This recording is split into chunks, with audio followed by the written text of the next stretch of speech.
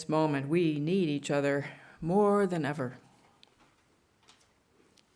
In order to sustain our faith in this world and to continue to work toward a future that's kinder and more just.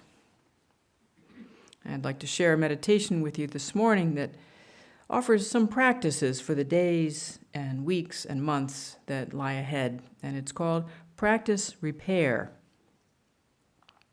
by the Reverend Dave McFarland, adapted. Bless generously. Practice repair. Lean into comforts and strengths and inklings of bliss. Practice repair. Pause to ask whether words are both skillful and necessary. Practice repair. Sing full-throated songs that create and recreate beloved community. Practice repair. Let go of stubborn self-righteousness and have mercy. Practice repair.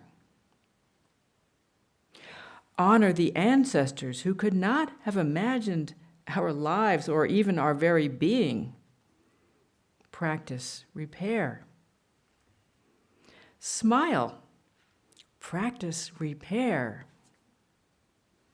Multiply joy, divide sorrow. Practice repair. With the tools at hand, practice repair. Perhaps I have tools you could borrow. Perhaps you could lend me from yours. And together, we can practice repair.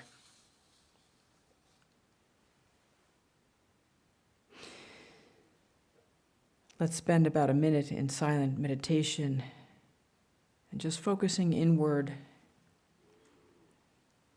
and outward in the present moment. And we'll end with a chime from my little singing bowl.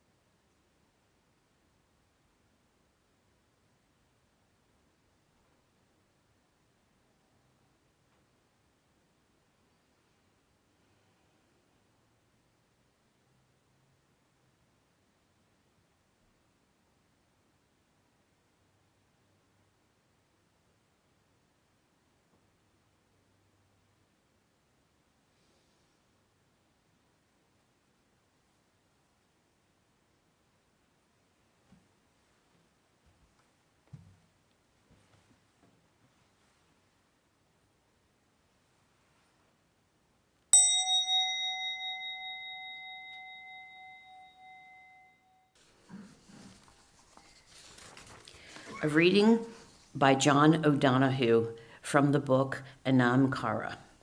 In the Celtic tradition, there's a beautiful understanding of love and friendship.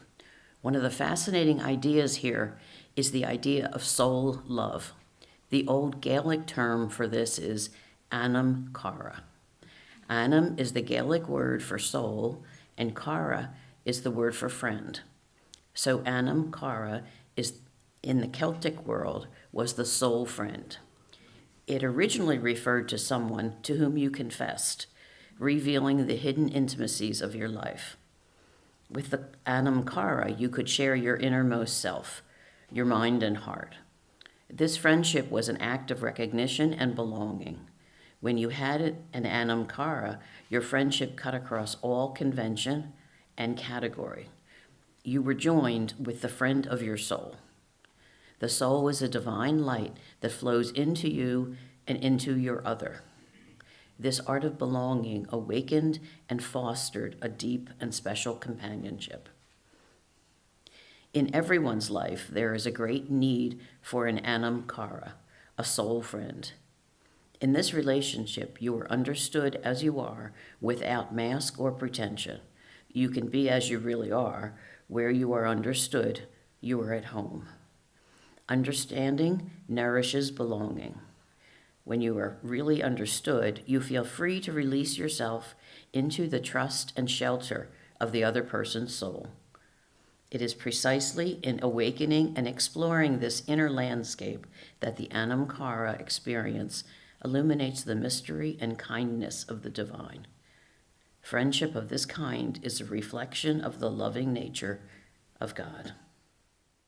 I just finished a 4-day retreat at Pendle Hill, a Quaker retreat center up in Wallingford, Pennsylvania. And last night I was looking at my sermon that I'd prepared on Wednesday when it seemed fine, and thought, no, this needs some work. And I had my printed copy and started making some, penned in corrections and more penned in corrections, and pretty soon I was having trouble reading what I was doing. And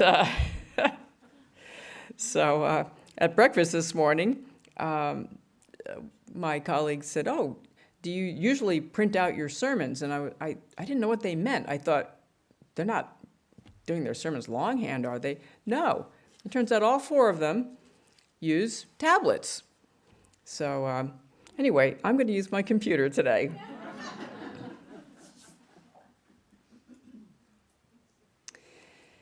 So the first question, which is probably something that's on all of our minds, is what is going to get us through the next 4 years, right?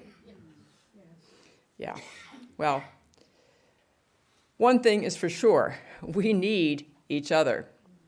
We need support, and we need to hold each other up. We need our network of friends, and it's not just about what we need, they need us too. And, in reaching out to others, that helps us stand and be supported too. The title of this morning's sermon, Make New Friends But Keep the Old, comes from a song I learned in Girl Scouts. I have a feeling the Boy Scouts didn't sing this song. I don't know. Are any Boy Scouts here? Did you sing that? Don't know. Okay. Any Girl Scouts here?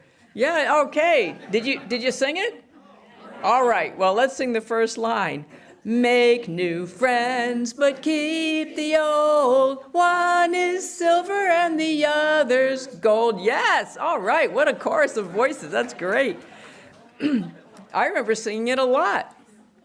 And just for fun, I looked up the lyrics because I couldn't remember the rest of them. So some of you may remember, but a circle is round, it has no end. That's how long I want to be your friend. A fire burns bright, it warms the heart. We've been friends from the very start. You have one hand, I have the other. Put them together, we have each other.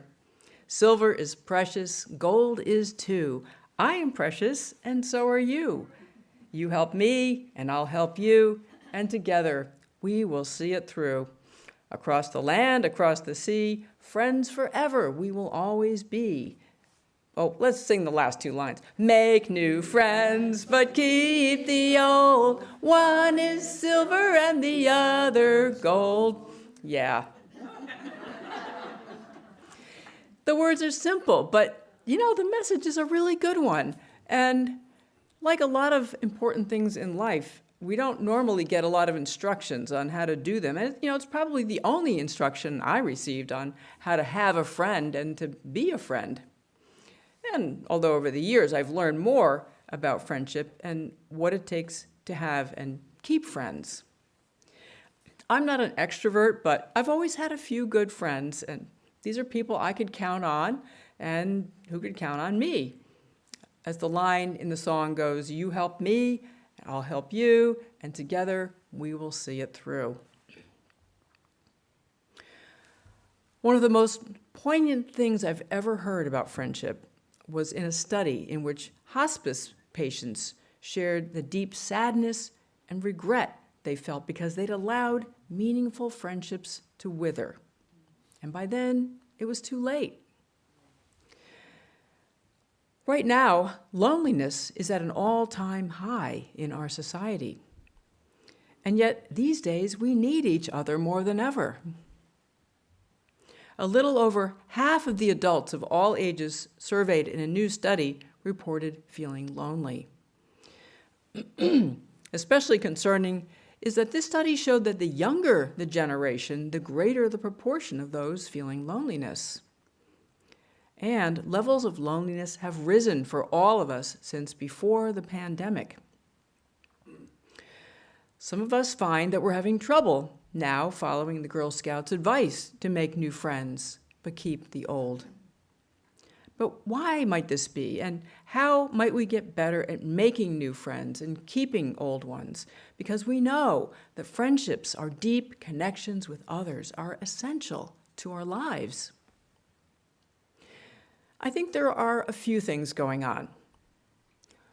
One, we're living in a society that's becoming more and more individualistic. Social networks in many cases, and I'm talking about like real people, social networks, they're not as strong in many cases as they once were. The other thing that I observe is something that I think is part of a post-traumatic stress response to the pandemic, and that is seeing strangers as dangerous. During the pandemic, we were scared to death that we were going to get COVID and die, and that was not an irrational fear. It was real. The part that wasn't so rational is who we thought was going to give us COVID. Our non-rational selves had a tendency to believe that it was strangers that were more likely to give us the virus than close friends or family. We felt safer with people that we knew and trusted. It's not logical, but it's how we felt. And it's still how we feel. And political polarization also makes many of us overly wary of strangers. In most places I've been since the pandemic, people are definitely less friendly. Is anybody else noticing that? Yeah, like people used to make eye contact and say hello. And I find that even when you're standing right next to people sometimes, they're, just not even relating. I personally try to be friendly and with a smile and hello if there's any hint that they're open to it, and not everybody is, and that's okay. But wariness of strangers works directly against our deep need for belonging. In a large study, people who were socially isolated were 3 times as likely to die prematurely compared with those who had a strong web of social connection. And this might be, if you have a lot of friends, this might be a comforting bit of information. Among the people with an active social circle, it didn't seem to matter if they had an unhealthy lifestyle. It was friendship and social interactions that determined people's longevity. It's good news for a lot of us, right? As Desmond Tutu writes, we are deeply connected to one another, whether we recognize it or not. We need each other. We all want and need to feel connected, to have that sense of our common humanity affirmed and reaffirmed. As Mark Nepo puts it, being lonely, we long to find the deep company of another, truth to truth. There is a light in each of us that wants to come out, that needs to shine, that has to give of itself for us to feel that life has meaning.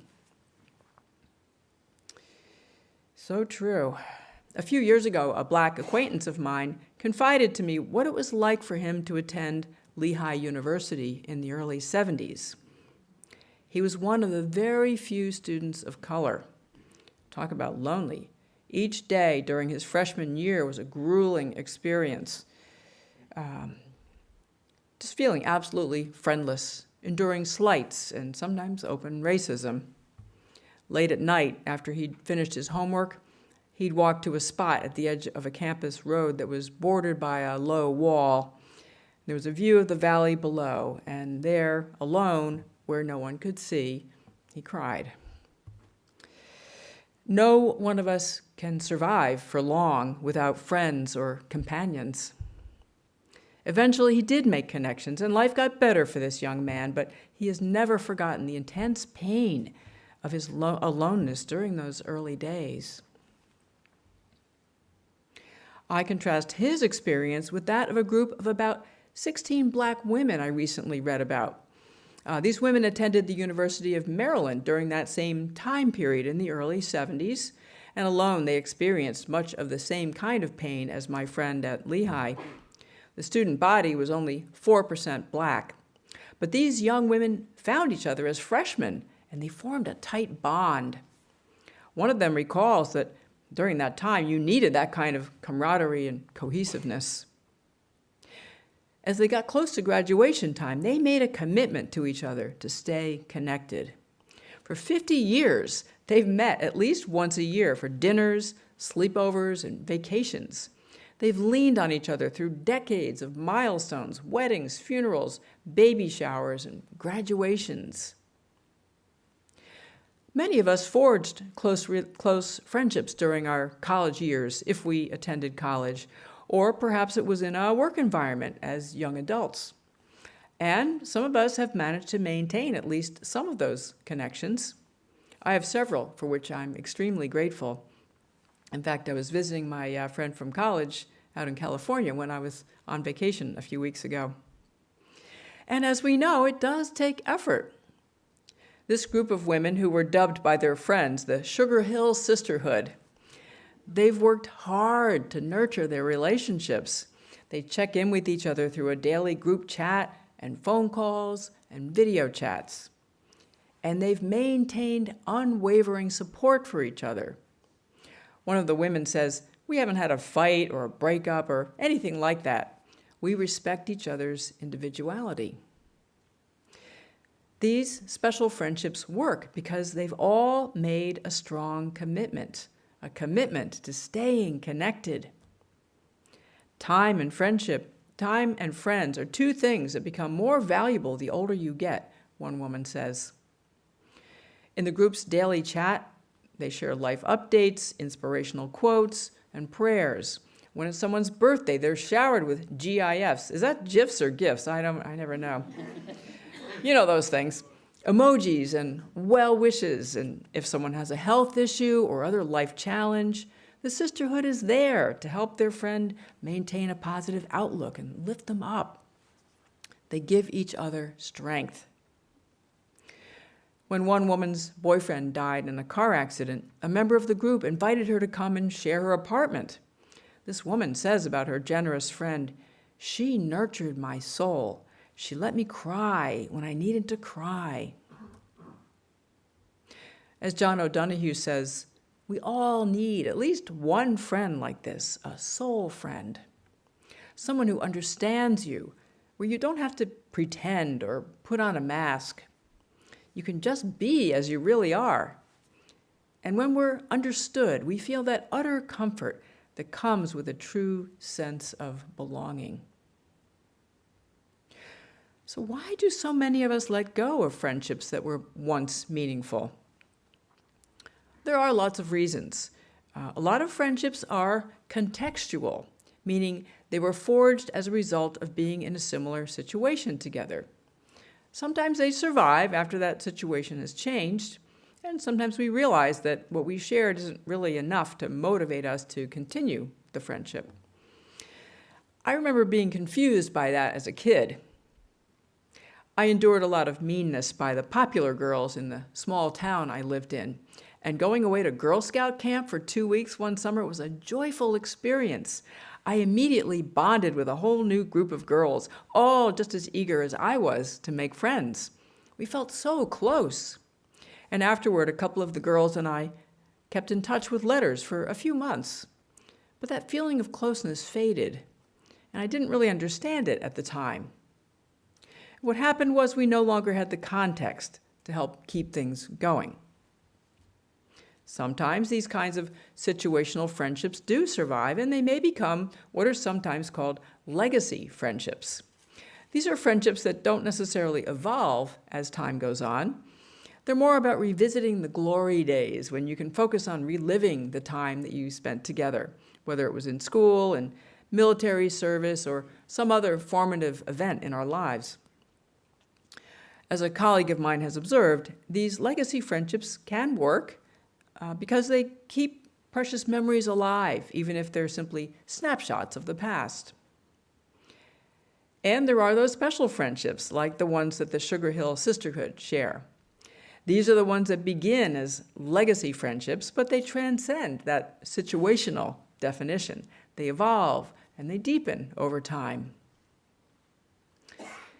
And then we have other friendships too that have been special, but we've allowed them to go dormant. Maybe not forever, but it's been a long time.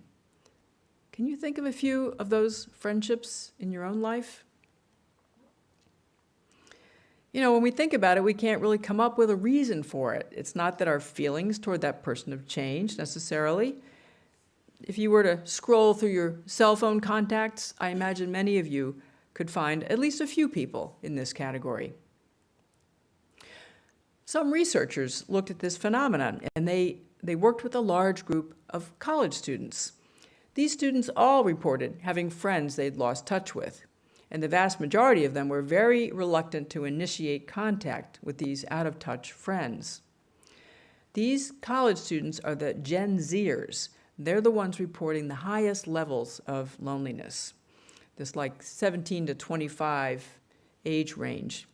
We also know that many of them experience a lot of social anxiety, in part from the pandemic, and in part because of over-reliance on the internet for social connection. They actually have less experience in navigating real-life relationships. So these university students in the study worried that their old friends might not be interested in hearing from them, that it would be really awkward to try to have a conversation after so much time had passed. Well, the truth is most people of all ages are reluctant to reach out to friends we've lost touch with. We're afraid of making ourselves vulnerable because we fear that we'll be rejected. The researchers eventually recognized that the reticence on the part of the students was very similar to the reticence people feel about reaching out to strangers. These out-of-touch friends now feel like strangers. And I think this tendency, of course, as we were talking about earlier, has been exacerbated by the pandemic, which reinforced a strong stranger danger association. So our post-pandemic stress can heighten our anxiety about strangers. It's the feeling of making a cold call. Have any of you ever had a job where you had to make cold calls or a volunteer position? Yeah. Oh, I did that calling for a, I guess it was like a voter registration thing, or maybe it was for the Democrats, I forget which. Oops, I didn't say anything partisan just now. So anyway, I made these cold calls to people who were of, any kind of voter registration, and I lasted a day. I just was like, this is not for me. It's very hard. It's not easy to pick up the phone and, do that. Anyway, I got divorced 3 years ago and have been living on my own since then. And pretty soon I realized it was up to me to create my social life. Some of you have been through this kind of thing. I've been living with an extreme extrovert. Together we had a very active social life, but that was gone now. A lot of my friends are introverts like I am, and they're reluctant to pick up the phone or text, and I've accepted that about them. So I've learned to bite the bullet and be that bigger person and initiate contact with my friends. I even have repeating reminders on my phone, so too much time doesn't go by and they don't start feeling like strangers again. So for the students who were hesitant to reach out to old friends, once the researchers realized that there was this kind of stranger association, they gave them a warm-up exercise, and they found this made a really big difference. What these young people did was, first, they sent text messages to a bunch of good friends that they were in regular contact with. And then they felt a little less intimidated, and they could get up the courage to reach out to their old friends. And like almost every time, these old friends were very grateful to hear from them.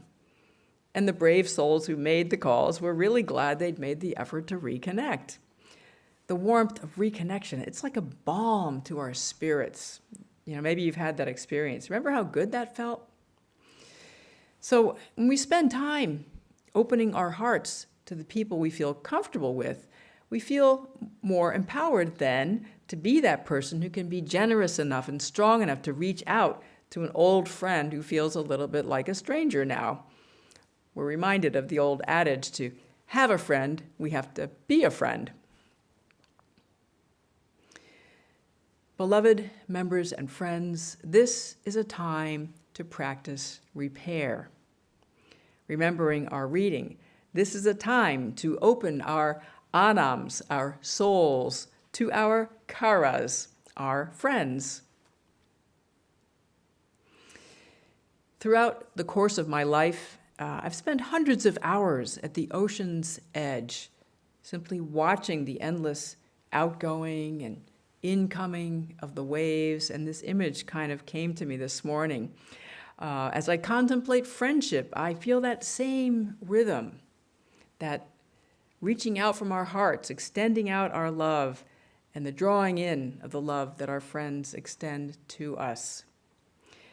It takes courage to take that first step toward repairing a dormant relationship. But let's not forget, our friends are treasures, and they're precious. We need our friends, and our friends need us. We especially need each other now, in the weeks and months to come. So I hope you'll find the courage to open your hearts, to reach out to some of your old friends and rekindle those relationships, because in the end, what matters most are love and relationships.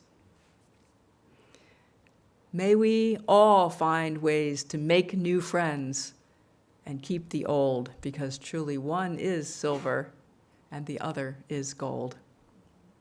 May it be so.